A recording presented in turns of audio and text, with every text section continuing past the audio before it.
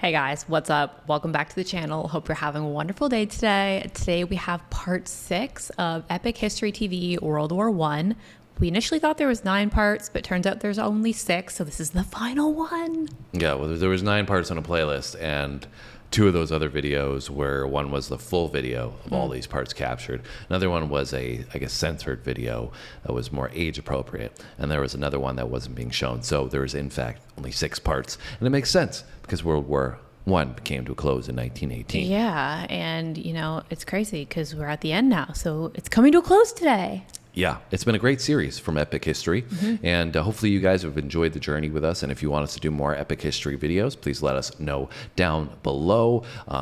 You know, we've recorded these all in a succession as well. So if you've made some comments on previous videos that maybe we didn't acknowledge, or we repeated our amazement at certain things within them, and you've already kind of given us a background on it, just keep that in mind that we record these in advance. So anyways, this is the last one that we're come to. Really enjoyed it though thus far. Yeah, I've been enjoying it. And I think they do an amazing job with it, between the background music that they use, the way that they keep your attention and keep you captivated, but it's not super overwhelming. The narrator's voice is awesome. Okay, well, anyways, let's find out in detail, as we've learned so much about World War I. Let's find out how it closes with 1918, the final part.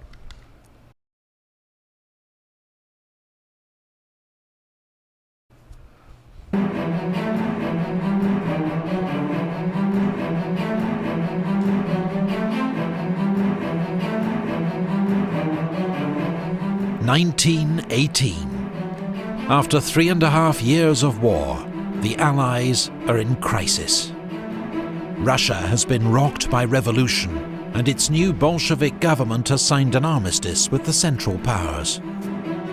Thousands of German troops will be freed up to fight on the Western Front, where the carnage of trench warfare has already claimed more than 1 million lives. But Germany is also desperate. Britain's long naval blockade has led to shortages and social unrest at home. While America's entry into the war brings fresh manpower and vast resources to the Allied cause, Germany faces inevitable defeat unless it can win a quick victory on the Western Front. Kaiser's US President Wilson announces his 14 points. They outline his vision for a post-war world, including an end to secret treaties, a reduction in the size of armed forces, self-determination for the people of the Austro-Hungarian Empire, and an international organization to settle future disputes. But most European leaders dismiss his ideas as wishful thinking. At Brest-Litovsk, Bolshevik Russia signs a peace treaty with the Central Powers. Russia gives up vast amounts of territory in exchange for peace. Wow. 500,000 German troops can now be redeployed from the east to the Western Front, where German General Erich Ludendorff plans an all-out, last-ditch offensive to win the war. It's kind of crazy that Russia did that. I mean, we talked about, or they talked about, there were some internal workings that caused that to take place. However, knowing that Germany was on the brink of defeat seemingly already, because they're alluding to now, you know, they need to really have an offensive on the Western Front. They're dwindling supplies. You got America coming into the war. So they're teetering already. And it would seem that if Russia didn't take that stance, that they probably would have collapsed anyways, and they wouldn't have had to give up that territory that they just alluded to giving up. So kind of perplexing from that standpoint from Russia as to why they would make that decision. I'm sure there's more to the story as to why that took place. Well, I'm sure at the time too, right? Like, information didn't travel as fast. So maybe like they didn't know, especially with the separation of countries, like maybe they didn't know the status of when America was entering the war, or maybe they didn't know the actual entirety of what was happening on the front lines in the Western Front. Like, maybe they just thought, like, based off what's happening on their borders and in their country, like, we just want out of this because we don't want to be a part of this anymore. Yeah, 'cause we're losing too many people or whatever. There's probably a lot of political turmoil going on. But anyways, that just caught my attention. Let's keep it going. Ludendorff's spring offensive catches the Allies off guard. German stormtroopers, using new infiltration tactics, help to overwhelm the British Fifth Army, which is soon in full retreat. The German advance threatens to split the British and French armies, with disastrous consequences. So French General Ferdinand Foch is appointed Supreme Commander of Allied forces to coordinate strategy. Outside Amiens, British and Australian troops improvise a defence and finally halt the German advance. The German offensive switches to the north, targeting the Channel ports. But the British inflict heavy losses on the Germans and prevent a breakthrough.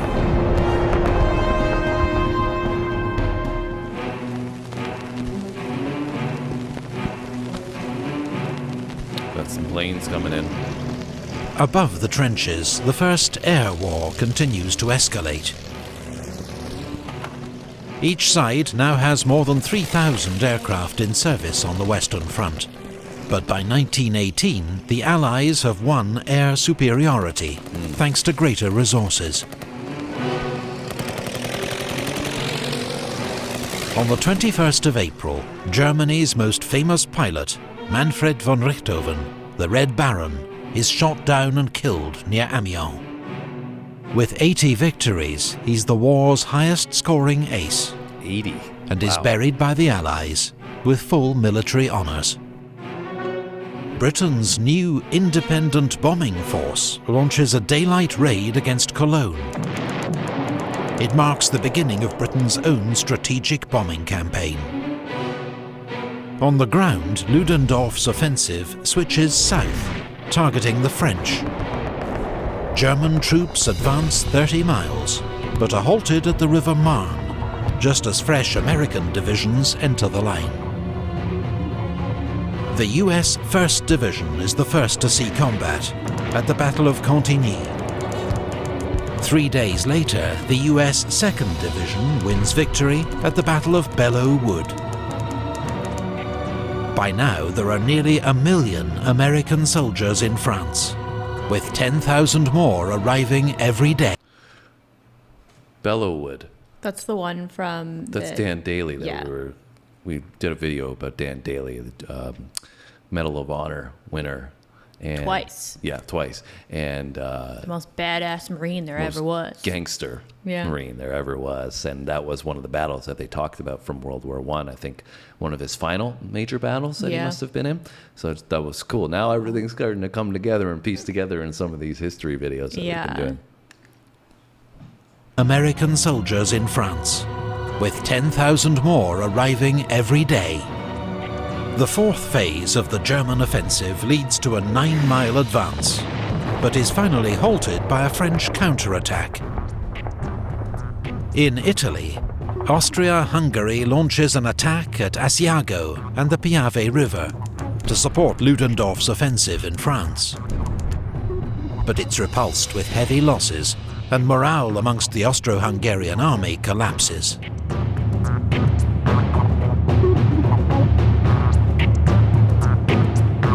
British and French troops land at Murmansk in northern Russia. It's the beginning of Allied intervention in Russia's civil war, on the side of so-called white or anti-Bolshevik forces. On the Western Front, the Germans' final attack is defeated in the Second Battle of the Marne. Ludendorff's offensive has cost the Germans more than 600,000 casualties and has failed to make a decisive breakthrough.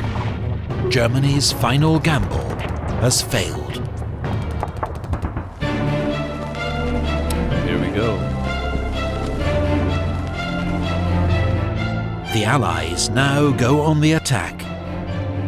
At the Battle of Amiens, British, Australian, Canadian and French troops, supported by tanks and aircraft, advance 7 miles in a single day. General Ludendorff calls the 8th of August the Black Day of the German army. German troops are exhausted, hungry and demoralized, and begin to surrender in their thousands. The Battle of Amiens begins the Allies' 100 Days offensive. Trench warfare is over. The Germans are in full retreat.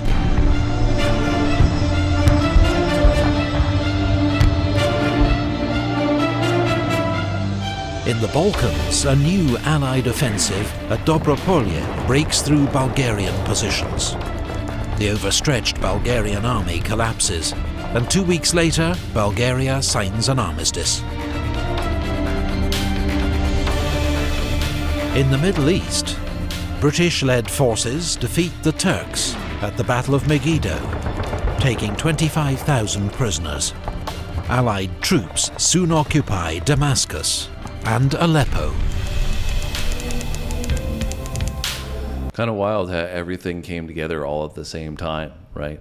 You got the Western Front going on, and now you've got stuff going on in the Middle East. You got what's going on in Bulgaria. Yeah, it's kind of collapsing at all different points at the same time. Yeah, it's not just like one area collapsed and lost, and then they could send forces and then see the results. Yeah, like take them from here to put them over and build it. Which you would expect then to play out, that you'd still win because you have more resources to pull from. But it was basically all at the same time. Seemingly it was all collapsing at the same time, which is pretty interesting. Yeah, for sure. One thing that also stood out to me, I think that is really cool, is from this time period, right? It just shows like the honor of the people participating in the war, regardless of where they're from and their human side, because they said that German air pilot that got shot down, the Red Baron or whatever, the Allies went and buried him and had a full service for him, even though it was an Ally territory. Like, they could have been like, you're our enemy, and just, discarded him, or, been like, yeah. Mm-hmm. But they didn't. And going back to the no man's land thing with Christmas truce and all of that, mm-hmm. right? Like,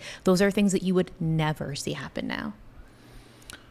You mean on like a combat situation, or like when you say never, you'd never see it happen? I mean, like if right now, for example, America was at war with another country, I don't think that the people would be behaving the same way, like in the same way with the same, like just the values that the people have.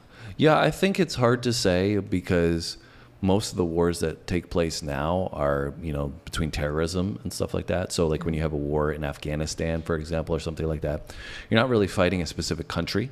You're fighting a group within the country. So there's less of like, oh, we're battling for a territory or an objective or anything. It's kind of just an all free-for-all. Yeah. So and that's taking place. And now we have, Russia and Ukraine going on, right? Hopefully I don't get censored for saying that. But, with that going on, I don't know if maybe something similar would play out in that regard, where there would be a respect factor that you're alluding to. Yeah. Because it's two nations that are, especially in certain regions, right, where there is respect, but there's also common ground and common values, like you said, that although we're different people and we're at odds with each other, there are similarities still that are relevant. Yeah, and I mean, think like you're in a war where millions of people at this point have died. Like your friends have probably died, mm-hmm. the people in your group, like your whatever unit you're in, have died. Mm-hmm. Family members could have died. You probably don't even know, maybe, if your brothers or whatever are even alive at this point, but you're still not holding any resentment enough to, like, you're still saying like, no, I want to be like a good enough person to do the right thing for this human being, right? Mm-hmm. Led forces defeat the Turks at the Battle of Megiddo, taking 25,000 prisoners. Allied troops soon occupy Damascus and Aleppo. On the Western Front, Marshal Foch orders a general attack. British, French, and American armies reach the Hindenburg Line, a line of reinforced German defences, and break through.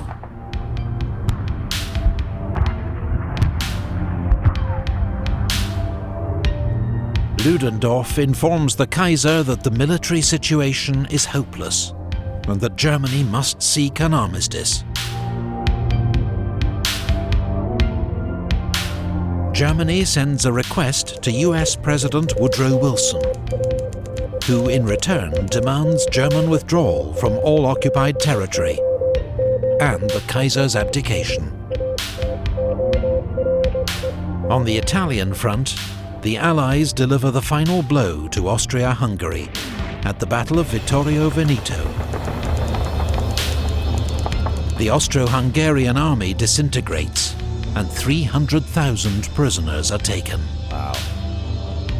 That's crazy. With the Central Powers facing collapse, the Ottoman Empire signs an armistice with the Allies at Mudros.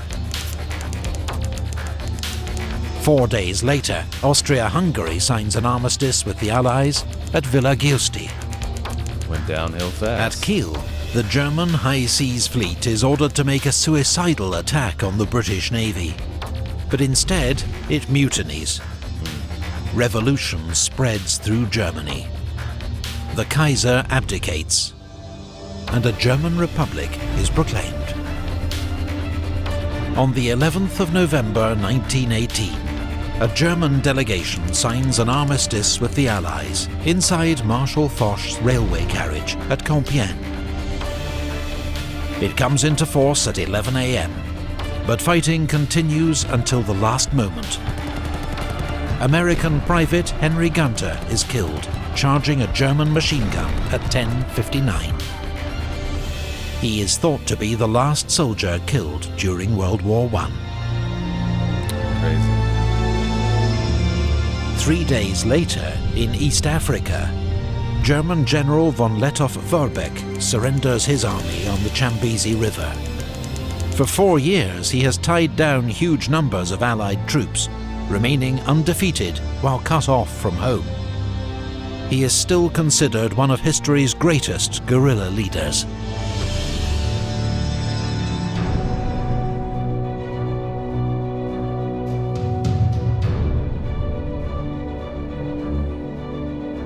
The Paris Peace Conference opens at the Palace of Versailles, just outside the French capital.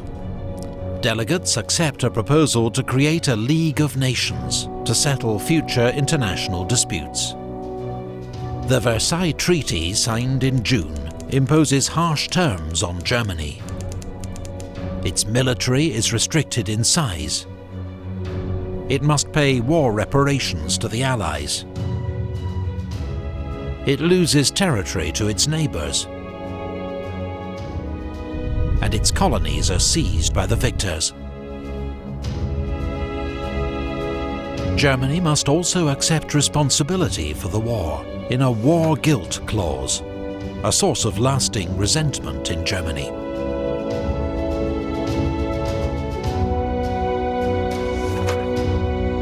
The boundaries of Europe are redrawn.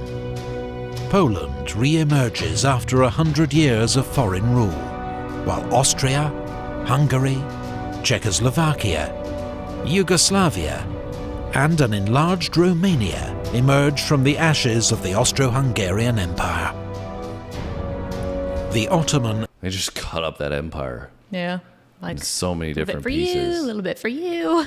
Yeah, and I don't know how to play it out with like the leadership roles and how, you know, the if there was elections that were run or what, and you know how that came to be for each state and each country in that mold. But I don't know if that would have been, you know, the League of Nations, you know, was appointing people that they wanted to see come into power maybe. to then ensure the stability of the region, right? Because they pretty much could do whatever they wanted to at that point, right? They, you know, the war's over, they've won.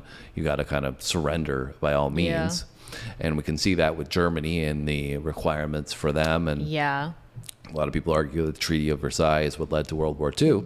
And, you know, it's just interesting to see Poland, right?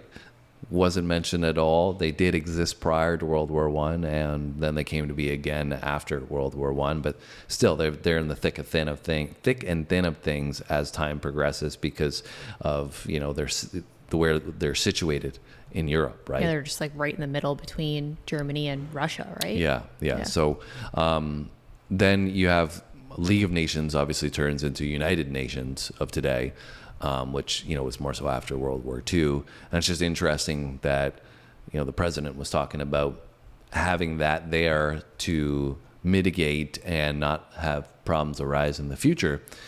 And we look at today, and you could argue this for sure, but the United Nations seemingly is there to be a positive influence, but sometimes I feel like they're just a negative influence because they feel like they have so much pull, so much control, they make so many decisions. Pardon? Manipulation. Yeah, and we see the issues with that playing out kind of with Russia right now, right?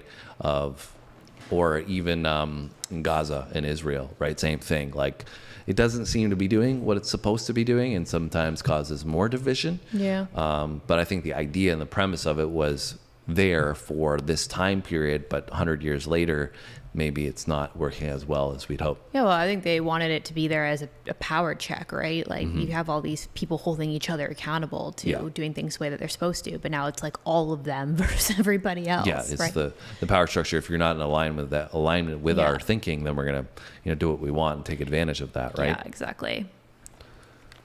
In rule, while Austria, Hungary, Czechoslovakia, Yugoslavia, and an enlarged Romania emerged from the ashes of the Austro-Hungarian Empire. The Ottoman Empire is dismantled. New states, most under European control, are created in the Middle East. Here, as in Europe, the seeds of future conflict are sown. That's for sure.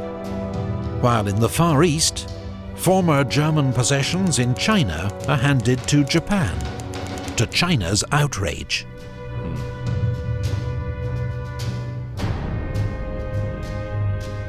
World War I claimed the lives of 9.5 million soldiers. 1 in 8 of those who fought. 21 million more were wounded. 7 million civilians also lost their lives. That's crazy. Huge areas of Europe were left devastated. Old empires vanished. New states were born. Lives across the world were transformed. The world was never the same again.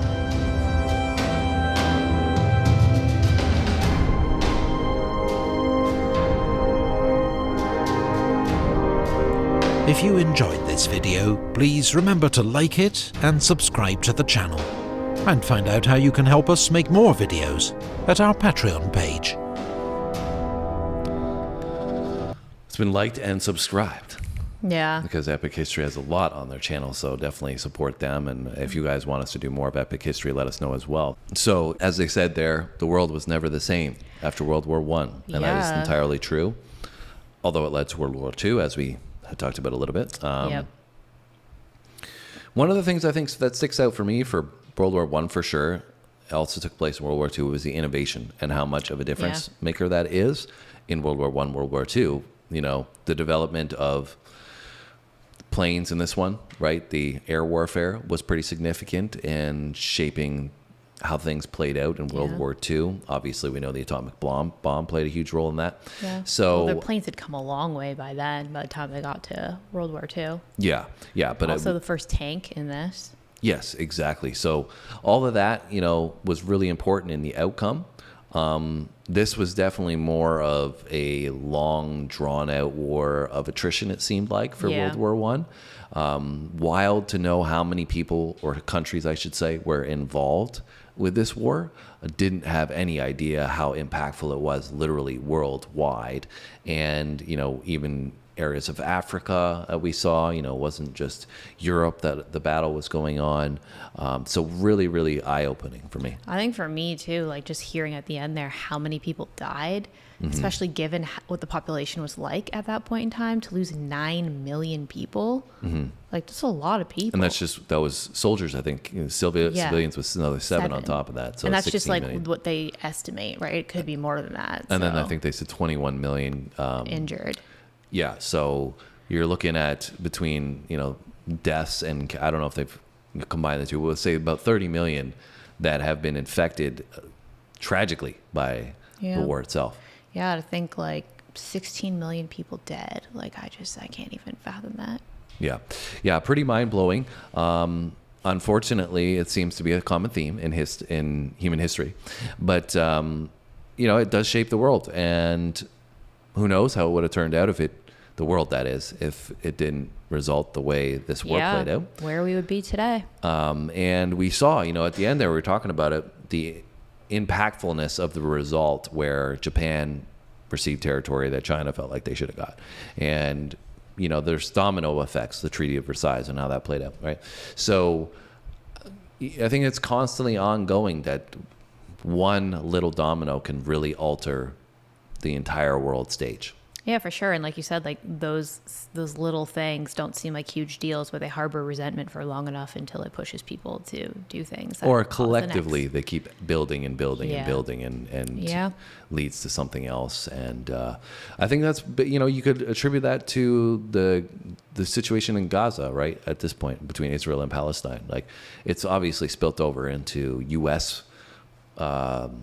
The school system, right? Politics at this point. You've got people debating it now on the United Nations stage, all of this stuff, but it's not happened just recently. It's been ongoing for years and years. Decades. Yeah. Yeah. So hopefully it doesn't result in anything worse. But anyways, maybe we should look into that kind of stuff into the future. You guys can let us know what you want to see next. Make sure you hit the like button. Make sure you subscribe if you want to check out more material with us. We'll be definitely doing more history, do more military-based stuff, but we also do comedy, music, that's why I was mixing those words up, and sports as well on our channel. So we'd love to have you as a part of our community. Anything else you want to add before we go, Sam? No, just thanks for sticking around and watching all these with us, and we'll see you in the next one. Have a great day, guys.